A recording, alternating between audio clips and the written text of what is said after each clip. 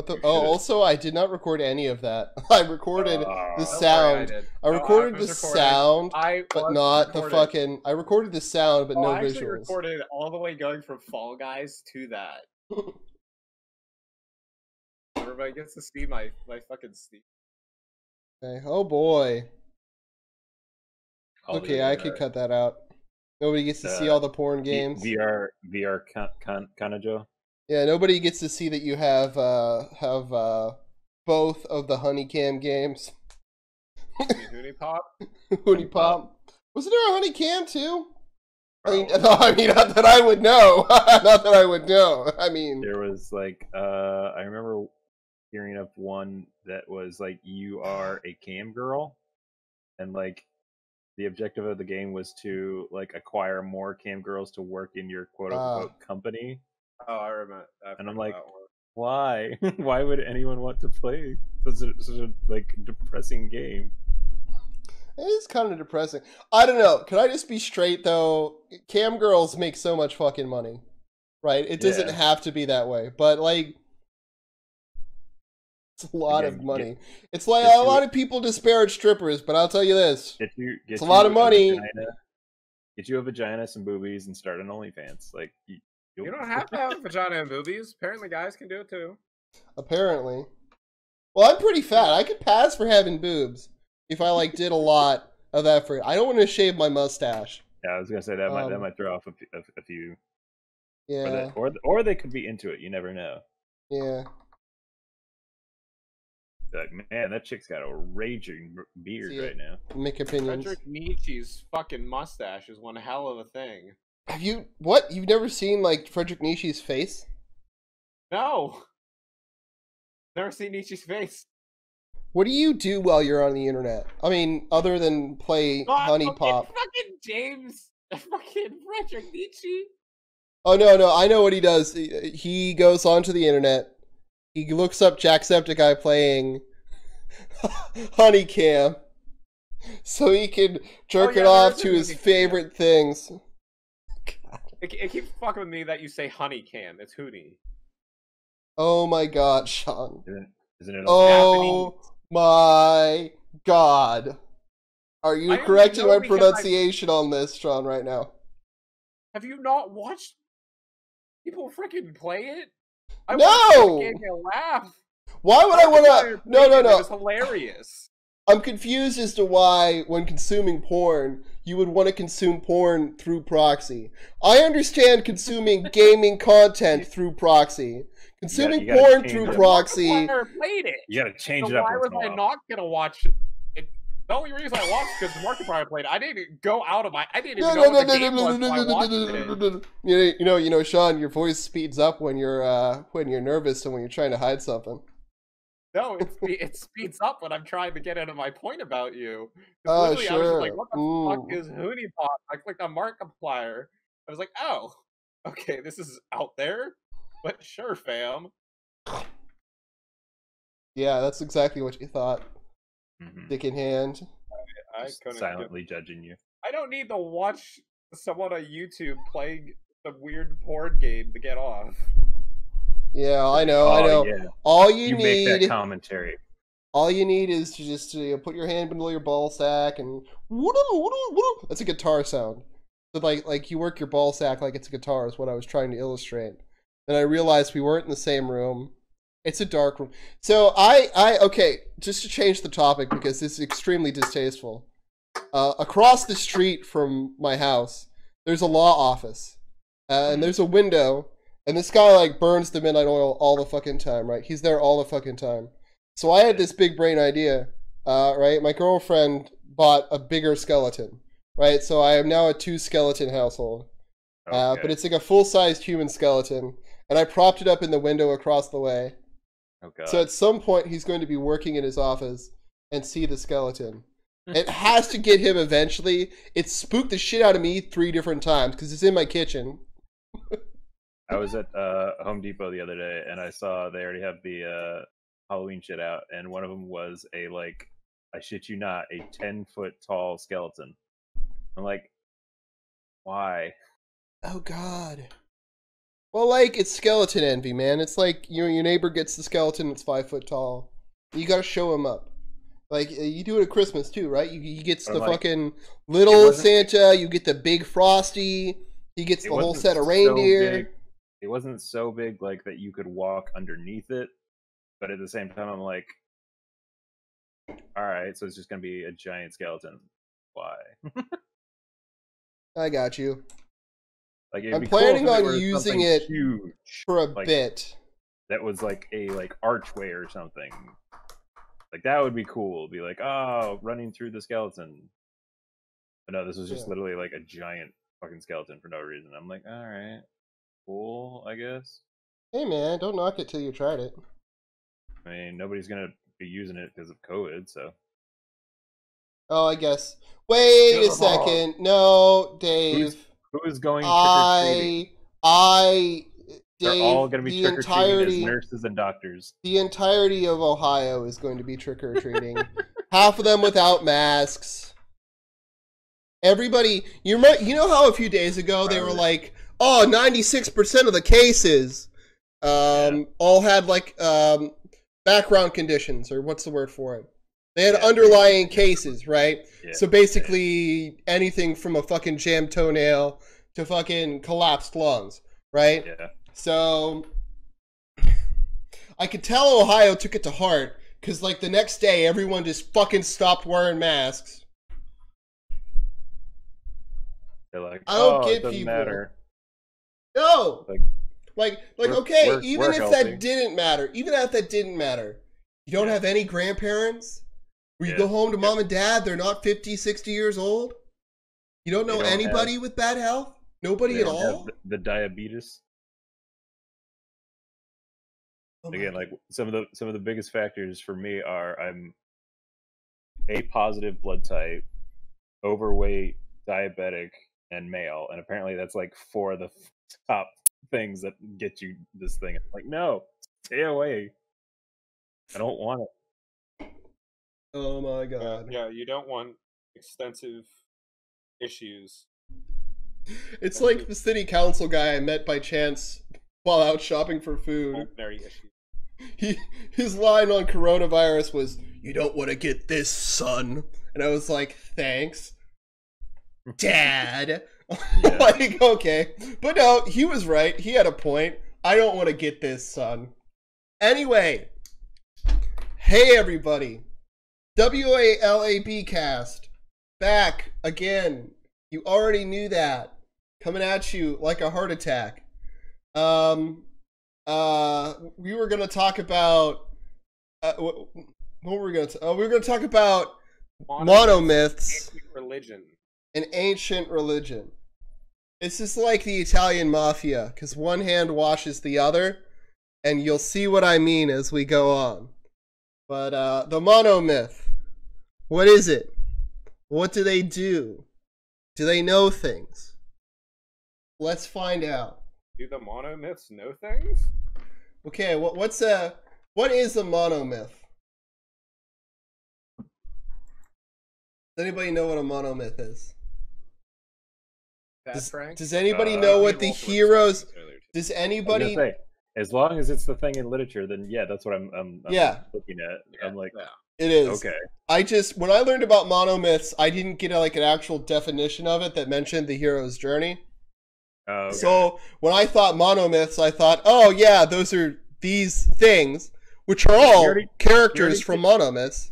Like, we already did the thing on cryptids. Like, what are we doing? Yeah, but like a monomyth is basically a myth that includes the hero's journey. It's a myth about a hero. It's like Gilgamesh, Gilgamesh himself, the big man. Yeah. The way that internet is telling me about it, that I was reading earlier today, was it involves a hero who goes on a journey, victorious in a decisive crisis, and comes unchanged. Like the blunt, short way of putting it. There's a wheel that illustrates this. And just to help you understand, I have the Dave, the growth cycles and the wise old man that you can throw in to like push him like along or whatever.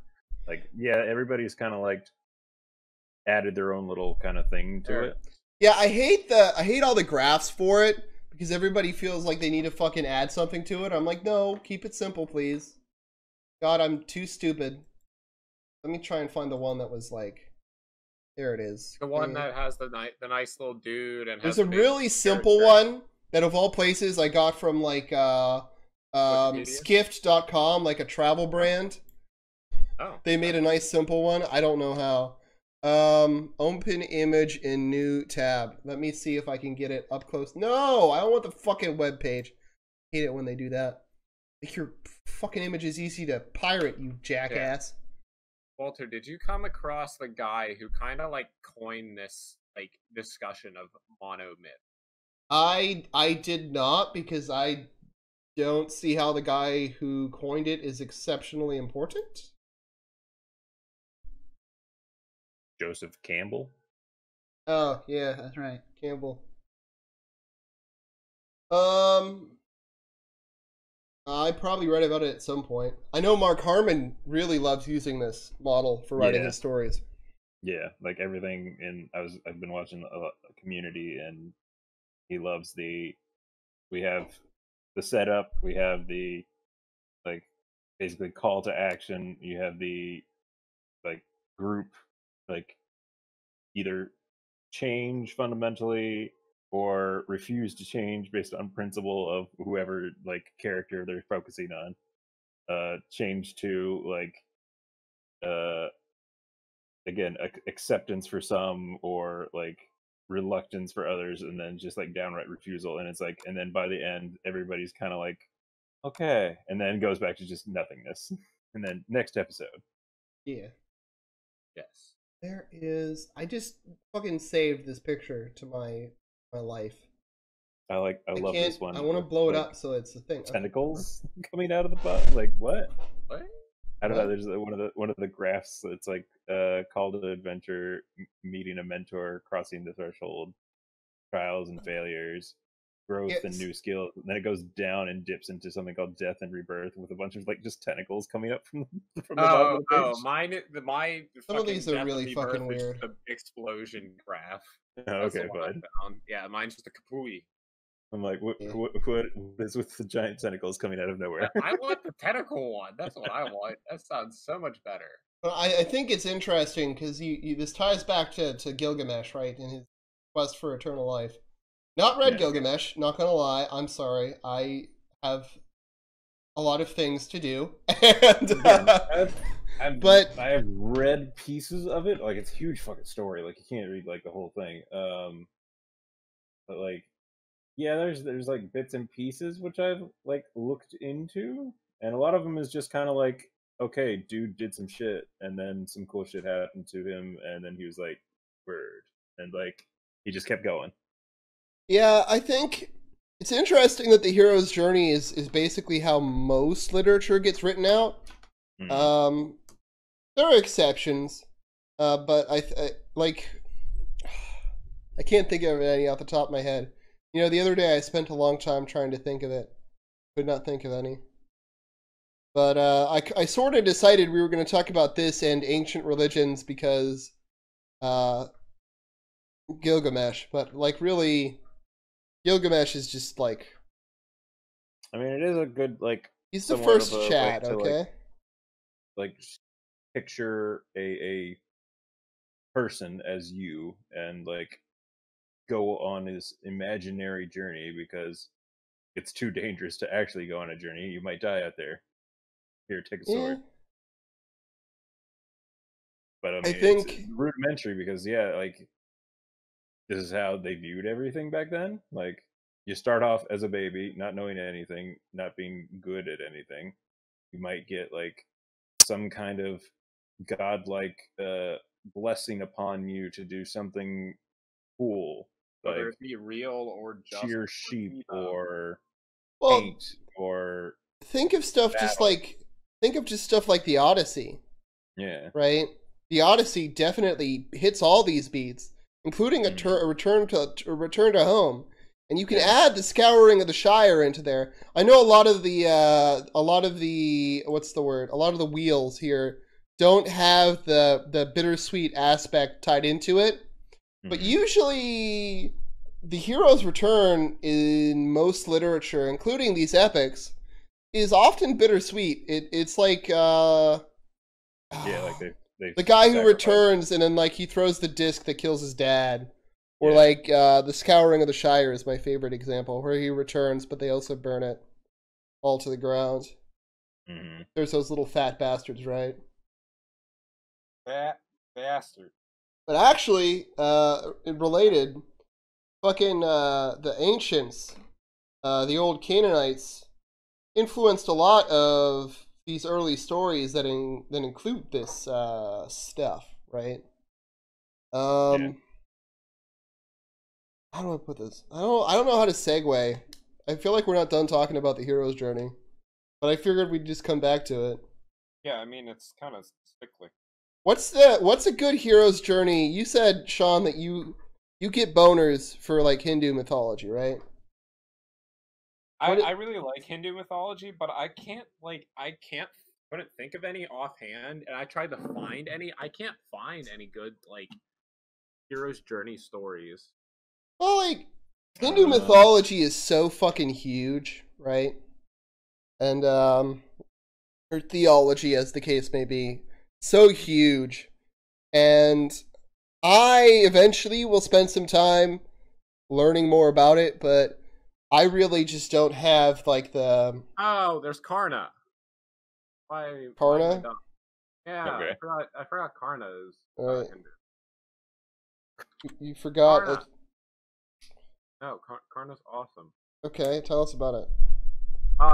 He is the spiritual son of Saraya, the sun god.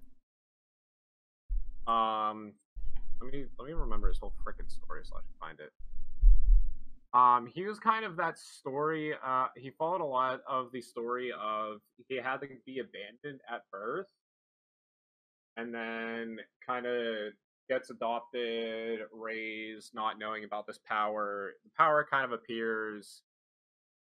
He becomes a very angsty warrior. He's one of the Mac, dear God, get your face out of my mouth. I'm trying to read, and he's sticking his face like inside of my mouth. Wait, are you reading off a script right now because you don't remember the details of the story? No, I cannot remember Karna. It's been so long since I researched Karna. Do you even remember the basic beats? I just want to make sure I don't fuck it up. There once was a boy from Nantucket. There were many boys from Nantucket. Some of them sailed aboard the Essex and got eaten. Yeah, Most of them were black. His is more kind of like Karna is the reverse of a lot of the hero's journey, from what I remember. And it seems to be saying is that he starts off very low and rejected, but then, like through his prowess, is trying to like make himself renown, and then that's his change. So the usual of sent on this missionary thing, it's kind of a self-imposed thing, getting his being accepted. Sean, you realize you just said it's not like the hero's journey and then described the hero's journey, right? But it's not like the one of like the usual ones. His is a little bit different. Yeah, again. All right. Ordinary, call to adventure, receives I'm assuming at some point in time he realizes he's magical, goes through an ordeal, and then, becomes his true godly self. So in other words, Jesus. I wouldn't say that this story is particularly Jeebus-esque. I knew a guy. I knew a young man named Kurakura Syria. His name translates to like I don't know if it translates to Child of the Sun God or something like that. But I knew that it had Sun God in it, and that it was the Syria part. Cool kid. Sorry. I just remember Karna being much feisty. Yeah. Well, the hero's journey is how most stories are written, religious or otherwise. Even if it's just like the Israelites wandering in the desert, you know, leaving the Egypt home, you know, going through all the BS, coming back, fighting for the Holy Land, committing several genocides, and then becoming like the kingdom of divine promise or whatever. But speaking of that divine promise, the Canaanites. The Canaanites. They were big. They were bad. They were in the Levant. They had their own unique theology that has influenced a lot of our theology. So basically, there's a word. It's L. I'll bet you can't spell it. Somebody please guess. I want somebody to try and spell this word. I don't know what the word is. L. L. L? L. Just the word is L. Not ELE. It's EL. Oh, it's just EL? Yes. Like, okay. I wasn't expecting anybody. It's L, as in Elohim. Yes, yes. And L means a god, but it also means the big guy himself. Yeah. So in Canaanite theology, they had a big dude, their Elohim, who made everything. And then they had about 70 or so other gods. And that sounds like a lot of gods. That's a lot, yeah. But what's unique about them is that they had usually a community, a kingdom, or a nation, usually just a city-state type of situation, would have its own god that it would focus on. So, and this is thought to have been based on the circumstances that that city existed with, right? Mm-hmm. So basically they believed in a lot of gods, but they mostly just venerated the one. So a couple of examples, like north of Syria and the Levant, there's a city that was called Ugarit. And theirs was Baal. It was sort of a war god type of situation, to my understanding. There are others I don't know, like Moab, which is like southwest of where Israel would be. They had Chemosh. The Philistines had Dagon. Guess what Dagon's the god of? He's like half fish man. Oh, god of the sea? No, god of farming, seed, agriculture, shit like that. Yeah, half fish man. Like, what is he doing on land? Then there's a lesser known one, Yahweh, who a little known group called the Israelites seem to have a thing for. Have a hard on for. Yeah, actually, it's hard to say how much of their theology comes from Canaan and how much of it comes from Egypt. Also, you'll hear people talk about Asher, and Asher is also a very important Canaanite goddess because she is the wife of Elohim in many depictions. It's hard to say if she started out that way, but eh. So basically, each city-state has its own god that they sort of focus on, and it's a source of basically national identity. Kings both rely heavily on this religious institution to legitimize them, but also frequently were the heads of these institutions. So a lot of times kings were also priests back in these days. You actually read about that in the Bible. There were accounts of kings that were also priests. They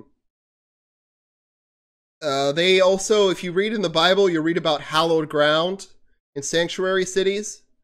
This concept of sanctuaries existed within Canaanite culture. Originally, they were just like their altars, their rural altars that they would make out of earth and stone were where the sanctuary was. But eventually, the ones that existed in more urban areas became proper temples, which became the institutions that were at the economic heart of these societies. So whereas we have like banks and stuff and financial aid from governments, temples did that in the ancient world. In Canaanite society, they know that they would give loans, and especially loans of seed and like agricultural materials to farmers. I also had one more note that I can't. In a lot of the cities where trade was thriving, so basically later on when Canaanite cultures started to become more successful, they started building more temples, right? So originally each city only had one, but later periods they started building more temples. And this is mostly during the Bronze Age. I mean, they probably had the funding to, and if you have people visiting from where they focus on a different god, you're going to want to represent them. It's a part of the reason that Islam grew in more recent times, is because it was a valuable, It's a valuable trade asset, basically, to be a practitioner of Islam. Because you get better rates, you'll not be taken as slave, and you'll be more likely to be dealt with. Also, child sacrifice. We only have literary evidence of child sacrifice. So the Israelites in the Bible say that the Canaanites did child sacrifice, and the Greeks and Romans said that too. But the Greeks and Romans also fought a war against Carthage. Okay. I mean... So, do you know what the Phoenicians are? If I say Phoenicians. Yeah, they're like the guys who lived out in the little islands or whatever. Not quite. So basically they were coastal Canaanites. Okay. So Tyre is an island off the coast of the Lamont, right? The upper part of it. But that whole coastal region was Phoenician. And Phoenician is what the Greeks called them. And the Phoenicians basically built outposts around the Mediterranean when one of them became Carthage. And like I said, the Romans say that the Canaanites did child sacrifice. But the Romans hated child sacrifice and fought like 3 brutal fucking wars with the Carthaginians, who were culturally related to the Phoenicians. So it's hard to say that that's exactly an unbiased account. And as you might imagine, the Israelites also had a certain horse in this race. I mean, the book also happens to mention that they fucking killed whole cities full of them. Yeah, I mean, they got no problem with killing kids for themselves, but when you're killing your own kids, it's like, oh, how could you? Yeah. Also, nobody ever mentions the sexual slavery in the Bible. Die. Either way. Again, like the Old Testament literally like writes down rules of how you're supposed to like treat your slave. Like think of it this way: you go out and raid a town or city or whatever, and you bring back a woman. Like, oh well, she's no longer a man's wife because you killed her man, and you're allowed to freely do with her what you please. I mean, I'm like, actually, the rule doesn't that break the commandment about adultery. But the specific commandment. I'm going to correct you here. You're entirely off about this. Actually, what it is they have to kill every man, woman, and child. But if it's a young girl who's still a virgin, they can abduct her and make her marry a person. So if you're horny for somebody you know almost for sure is a virgin, after you've killed their entire family, you can force yourself on them legally. So they start them young, huh? What yeah. the fuck? Yeah. What kind of wild ass bullshit? It's the Bible, man. Yeah. Read your Bible, man. Fucking read the book. Torture porn. I haven't read any of the fucking Bible since I was like fucking 6. Yeah. It's been a while for me too, but mostly it's point when those God people start preaching, oh, you know, the good word. I'm like, you mean the parts where Jesus is in it, right? You don't mean the rest. Hold on a second. I'd like to interject here. Christians have not done any better than any other religious group when they've risen to power. When you look at Christians when they have absolute power, like church groups, I mean, no better than ISIS. When gotten absolute, but like we've gotten a lot. we haven't had it in the United States. We had it before the United States with the Puritans.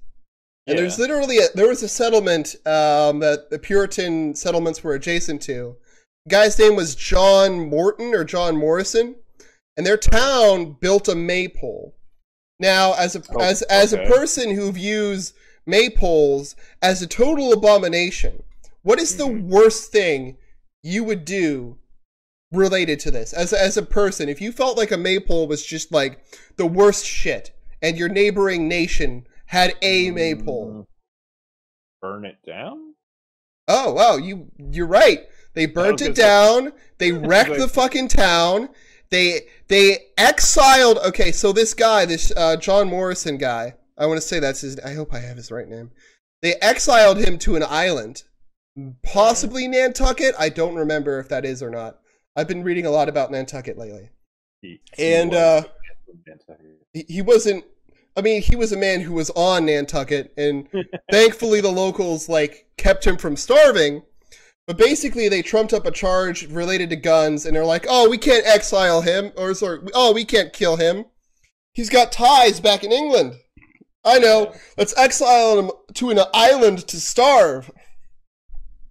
You know, the Puritans were a creepy cult, and they abused every religious group that they were adjacent to, that they could get their filthy hands on.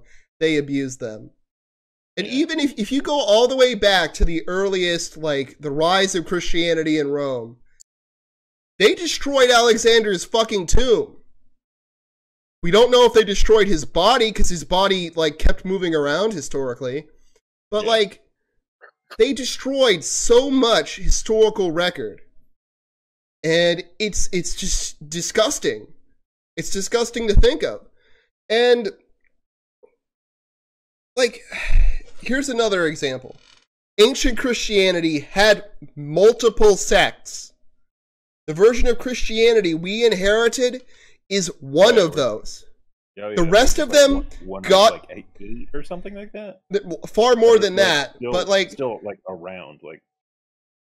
I know the one weird church that is ruled over by 5 or 6 different sects of Christianity. What? And then one Jew. Again, it's a weird church that has something to do with a ladder. It was a weird thing that I don't know what you're talking about based on the description you're giving. It's a really weird church, man. It's because all of the original signers of this quote unquote lease or treaty that dealt with this church, all decisions have to go through all of the bodies of those churches. And so that's why nothing ever gets done, because nobody can all agree on something. And one of them is there's a ladder.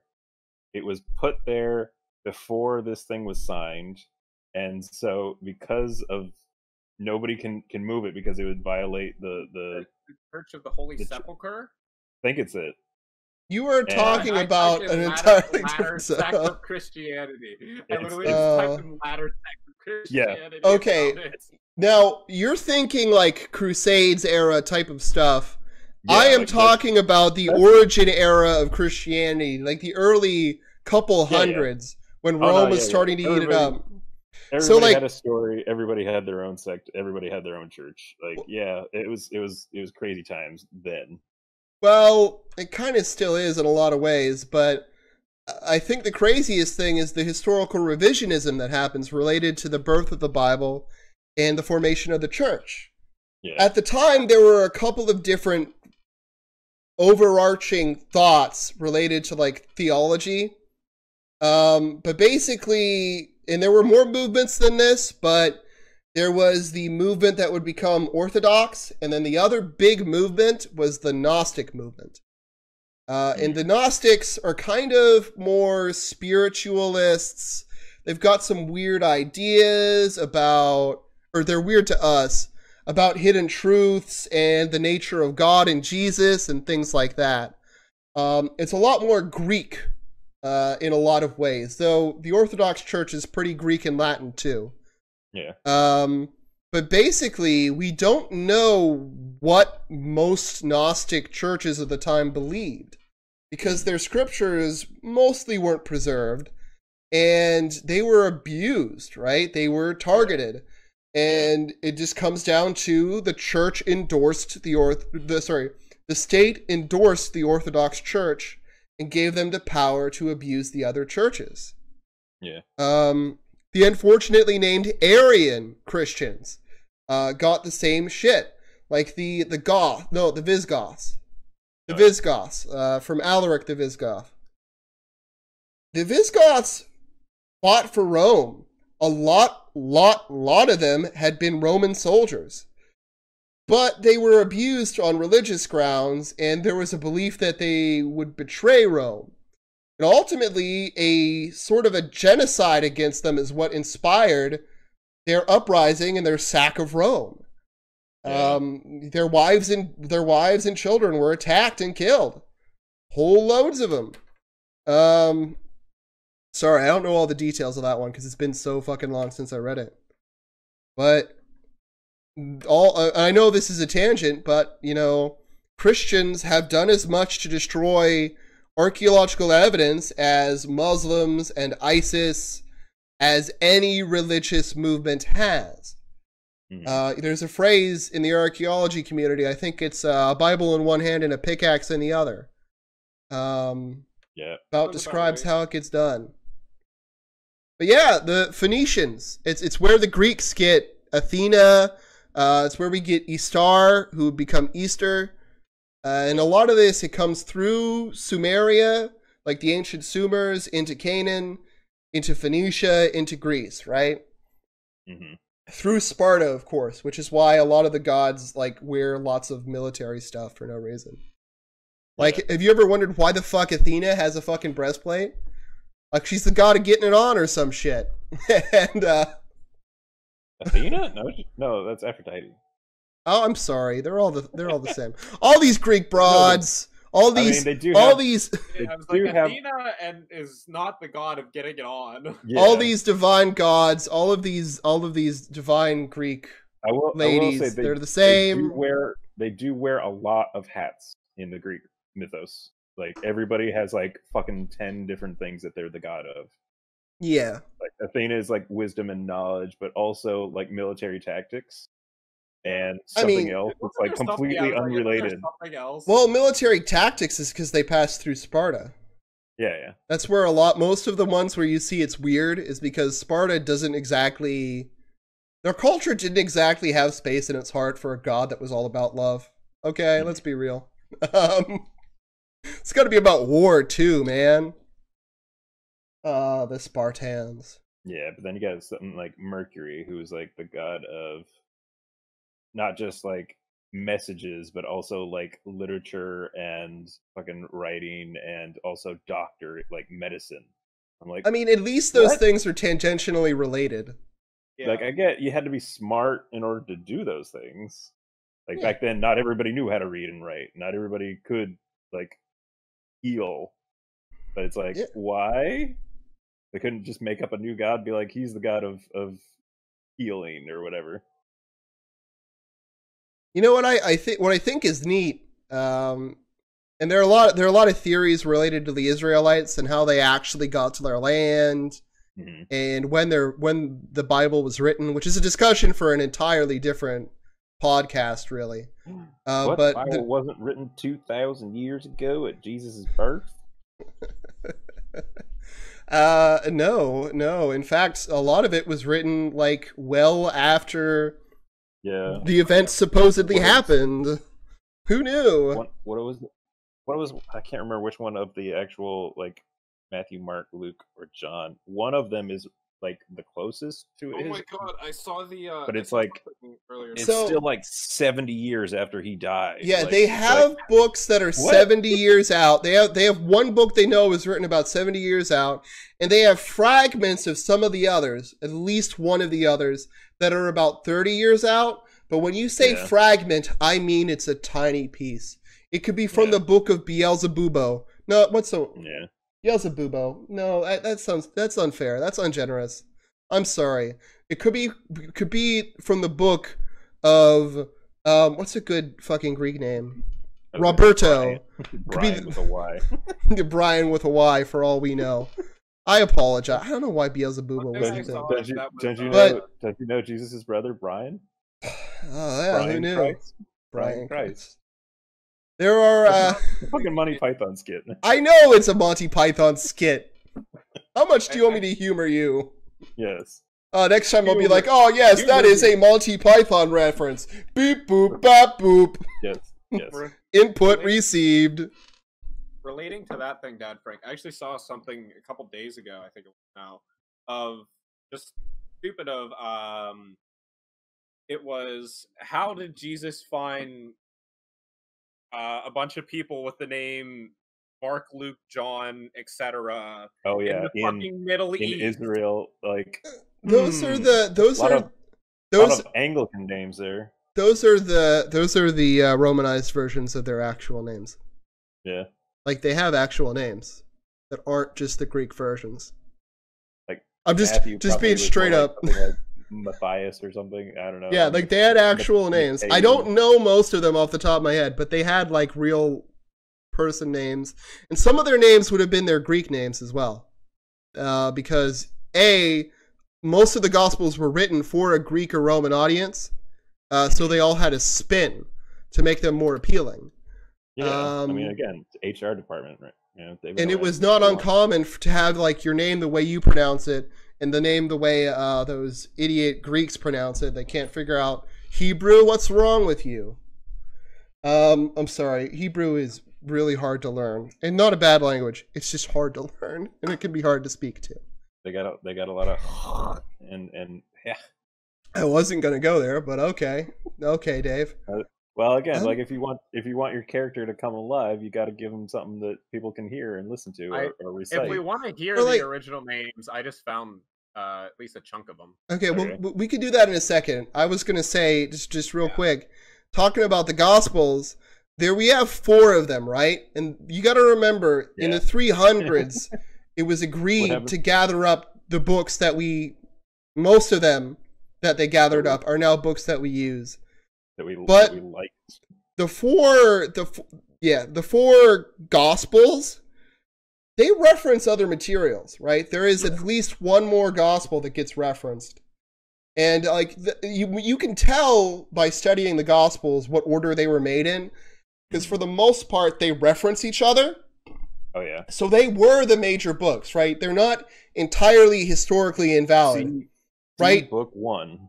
Yeah, Like, they what? don't say that. They don't say that, but you can tell that somebody read the other book and put a passage from it into the next one. Yep. But there's a 5th one. There's another place they copied from. At least one other place. Yeet. I would And imagine it would be the it's most gone. recent, though, like It's gone. the Like, one that what would have been quote unquote around Yeah. the time Jesus was. so because where's that that would be- older text, right? Where's that older text that they were referencing? It's gone. Not written about, not remembered. either Fucking out.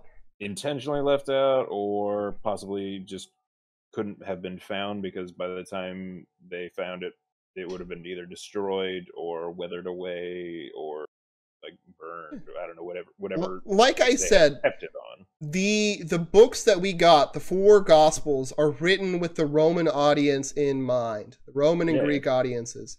It's got Probably. a spin. They've got themes in there. I was gonna say and- probably a lot of like anti-Roman stuff. So they're like, no, got to take that out. Yeah, they did a lot to make themselves a lot less anti-Roman. Yeah. There's a reason some of the books seem like they indict the Jews a little more than otherwise. Yeah. Again, the one Um, where like Jesus is like, rend unto Caesar that which is Caesar's. Like they probably put that in themselves. It's They're like, possible. yeah, pay your fucking taxes. Yeah. What were you going to say? Okay, Sean, give us some names. Okay. The names. Simon and Names. Peter has the Hebrew name Shimon, and his Peter is Cephas, which means stone. Okay. James is Yaquova. I'm probably not pronouncing that right. It's spelled YA apostrophe AQOV. I had no clue. So it's like yeah. Wachova. Yes. Your guess is as good as mine. I'm not. I'm not able John- to speak Hebrew at all. John is Yachnan, meaning Yahweh is gracious. Matthew is Mattiyahu. Okay, that sounds similar enough. Yeah. Which is there's actually a Hasidic Jewish reggae singer named who goes by Mattisyahu. Okay. And then Jude or Judas is, which it also says both Iscariot and Thaddeus come from the Hebrew Yehuda, assuming I'm not saying it. Both. Thomas is Tuoma. Bartholomew is Bartholomeus. Can I hate to interject. How official is this stuff we're looking at? I'm just worried because I'm getting flashbacks to a party where they gave us Hawaiian name tags, and they weren't Hawaiian names. They were just garbage. People scribbled. They just sort of made it up. Letters around. Yeah, let me just say, I looked into it. H's and A's. There are a lot of H's and A's. Yeah, I looked into it, and let's just say mine was not right. Definitely not. Yeah, it looks like people widely agree that these are at least pretty close to the originals. Oh no, they're very old books, and they're actually excellent sources when it comes to learning about. Is definitely right. That's Seth. Oh, are you talking about the names or the Gospels? Because the Gospels are a neat thing to study. Oh, I was just talking about their names in Aramaic. All I right, was just yeah. their Aramaic / Hebrew name. Oh, I'm almost out of time, guys. Matthew. I want to pick up my wife. I was gonna say, don't put that in. What? I was gonna say, take that part out. What part? Bookmark. I don't want to pick up my wife. Oh, she doesn't gotta know. You think she watches my videos? She knows how bad they are. Little editing, snip. Donald. Okay, well, I don't know if I have anything more to say about the ancient world right now, because I feel like I literally went on a tirade on the other thing that I know about the ancient world, and now it's exhausted. Again, it's all good. I enjoyed listening. It was very informative for me. I did not know quite a bit of that, actually. Yeah, there's a lot to learn about from the Bronze Age that isn't exactly... I mean, okay, no, let me redact that. History is a fucking bitch. Yeah. That shit you learned in school, bullshit. Bullshit. It's mostly wrong, and it is like the tiniest slither of history. It's so whitewashed. It's ridiculous. It like whitewashing isn't even the half of it. It's just fucking inane. Like, history is so complex. There are 7 continents worth of history, and we learn like 1.5 of them. And I'm being generous, right? Africa, the continent of Africa, had massively wealthy, massively successful kingdoms, most of which we beat because of internal disorder and disrepair, right? Like, the Kingdom of the Congo fell apart internally. When the Portuguese tried to take the Congo from this nation, they fucking failed twice. They hired professionals, like a cannibalistic military order. They hired the most feared fucking fighters in the region, and they still got fucked by the Kingdom of Congo. Or like trade winds, right? The trade winds did not take ships to Arabia. They took them to the coast of like southern Central Africa. There were cities there that were massively wealthy. You know, it's just, and that's just like a tiny thing, right? There's so much history to learn, and instead of teaching history in schools, they teach the most boring fucking part. You know, people deserve, I mean, and there's even better stuff for America too. Right? I spent fucking 7 months reading about Rutherford Hayes in that period of time. right? Mhm. So much more interesting than what you would get on surface level. And that's a period of time that had very few wars, very little strife in a lot of ways. I mean, it had strife. It had the biggest strike in U.S. history, right? It had a really intense war with some Native American peoples. Several of them. Yes, several of them, or like 3 of them actually, to be entirely fair. He didn't have the worst record with them. He was a lot better intentioned than some of our other presidents. He was no Andrew Jackson. Yeah, he was still racist as fuck, but also like all Americans were racist as fuck.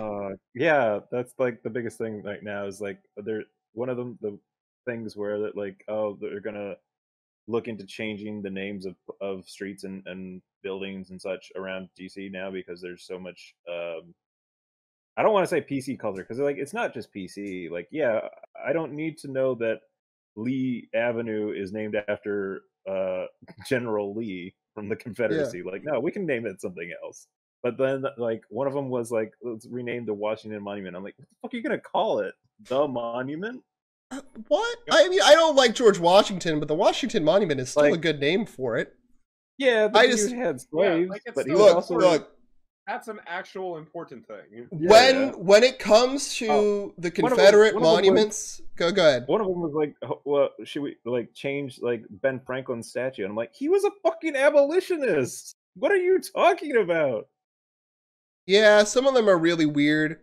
I would say this, though. There's a misconception when it comes to the Confederate monuments being taken down across the United States, that loads of them are going down and that the state is coming for them, when really it's mostly like local, either very local government or local people get together to remove this stuff. Yeah. Right? It's not the big bad state coming for it. You know, Charlottesville wasn't a demonstration filled with locals who wanted to keep their local monument. It was a demonstration filled with Nazis that got endorsed by the president after they committed a terroristic act on American citizens. Oh my God. I apologize. Yeah. My point is, A, they've not removed a lot of these monuments, right? No. B, again, they're still sitting in their places. If not, like some of them have come down because like they were scheduled to. They were like, yeah, we're getting rid of this one. We're moving it somewhere else and then putting up something else. Like that has been in the woodwork for years. Like they were like, hey, when it gets this old, we got to replace it. Yep. Plus, the Confederacy was shit, people. I'm sorry. I know people like to be like, oh, I am very smart and say the war wasn't about slavery, but it was. Yeah. That was the main motivator. The financial motivator, it's what everybody fought for. The Civil War Confederate soldiers weren't idiots. It's states' rights. It's states' rights to own people. Yeah, the Confederate soldiers weren't idiots. They knew what the benefit. They knew what they were fighting for, right? Yeah. It didn't really benefit them, but they knew what they were fighting for. They weren't that stupid. You know, again, like quote unquote, it would have benefited them in terms of like economic, like marketability. Like, yeah, okay, if the slaves go free, then everything's going to go up in price because now we need people to actually get paid to do that shit that was getting paid for free. Anyway, but, yeah, I've got to. Everybody had their own shit, and like all of it dealt with. Yeah, we want to keep people. Yeah, I've got to go, guys. Y'all do whatever. Thanks for joining us, Dave. I know you're heading out. Sean, will you be here when I get back? Possibly. All right. Yeah. See you at like 10:30 or whatever the fuck. Stay tuned, guys. In about what the fuck is it? A month of time now. Oh my God, a month. Your brother just said something at you there. Tell him to fuck off. But in about a month of time, Sean, shut the fuck up. In about a month of time, we are going to have our Halloween series of videos on the channel. It's going to be new. It's going to be revamped. It's going to be cooler than it has ever been in the history of the Wallaby Mages. I'm putting a lot of effort into it. My fiance is. Sean was going to do a bit, and probably also create other content for the channel at the same time. He never really explained what his plan was. Check it out, please. Yes. Please. We're It's going why I to- haven't gonna uploaded be barely happening. anything. Yeah, it's why I haven't done barely fucking anything for the last 2 weeks. I've been working on this since August. It's a big deal to me.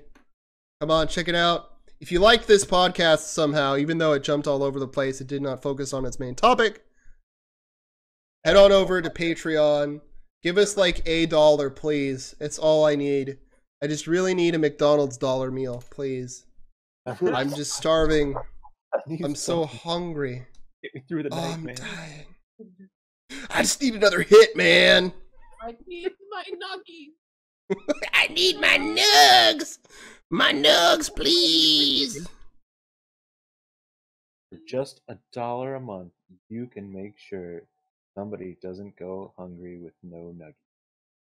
Yes. It's click.